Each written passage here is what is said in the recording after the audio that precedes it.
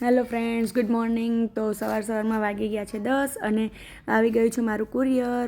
તેમાં રાધે જ્વેલરીનો સેટ મંગાવેલો હતો મેં, તો લૂઝ હતો તો મેં પાછો રિટર્ન કરી નાખ્યો. અને હવે હું ઘૂસી ગઈ પાછી રસોડામાં. તો રસોડામાં વાસણ બધા હતા તે મેં ગોઠવીને કિચન ક્લીન કરી નાખ્યું. અને તેમાં પણ મેં સાથે સાથે ગરમા ગરમ રોટલી અને ભાત અને તુવેરનું શાક પણ બનાવી નાખ્યું સાથે સાથે. તો એ પણ તમે જુઓ, ગરમા ગરમ છે. ભાત થઈ ગયો છે મારો અહીંયા તૈયાર ને વાગ્યા છે 11. ત્યાં જ મારા છોકરાઓની વેન પણ આવી ગઈ. તો મયંક એ લોકોને લઈ આવ્યા બંને જણાને, અને એ લોકો પણ રાસ્તામાં ઉપર વેનમાં જ નાસ્તો કરતાં આવે છે. તો ત્યાં મેં ગરમ શાકનો વઘાર પણ કરી નાખ્યો. શાકમાં ગરમ મસાલાનો વઘાર પણ થઈ ગયો મારો.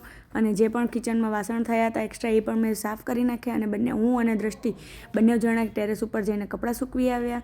તો એ લોકોને લાગેલી હતી ભૂખ, તો એ લોકોને મેં જમાડી દીધું. ત્યાં જ મમ્મી આવ્યા છાશ લઈને. તો અમે પણ બધાએ સાથે મળીને જમી લીધું. અને જમીને ઊભા થયા ત્યાં વાસણ પાછા થયા તે પણ અમે સાફ કરી નાખ્યા બંને. અહીંયા મમ્મી કચરા પોતા કરે છે, અહીંયા કચરો વાળીને આ લોકો બંને જણા જમીને સૂતા ટીવી જોવે છે તારક મહેતા. ને ટાઈમ થયો તો એ લોકો સૂઈ પણ ગયા. સુવડાવીને અમે લોકો નીકળી પડ્યા, હું અને મયંક નીકળી પડ્યા ગાડી શીખવા માટે, જે મેં ફોર્મ ભરેલું છે. ગાડીનો આજે 3rd દિવસ છે. તો આજે થોડુંક એવું મને ફાવી ગયું છે ડ્રાઇવિંગ, તો એ સારું એવું છે. અંકલ પણ મને શીખવાડતા હતા ત્યાં. તો હવે ડ્રાઇવિંગનો ટાઈમ ઓવર થઈ ગયો તો અમે નીકળી ગયા નાગરિક સુવિધા કેન્દ્રમાં. ત્યાં અમારે થોડુંક એવું કામ હતું. તો એ કામ પતાવીને અમે પહોંચી ગયા અમારા ઘર તરફ. ત્યાં અમે ઘરે પહોંચીએ ત્યાં અમને લાઈક કરી દેવું.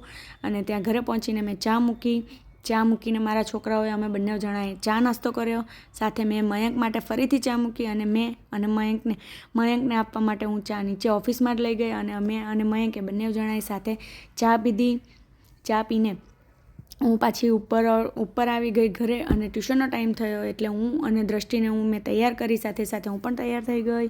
તો એની બુક્સ મૂકે છે બધી.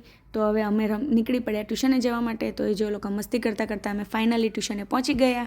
તો એ લોકો ગયા ટ્યુશનની અંદર ટ્યુશનમાં, અને હું પણ ગઈ પાછી. હું આવી ગઈ મારા ઘરે પાછી.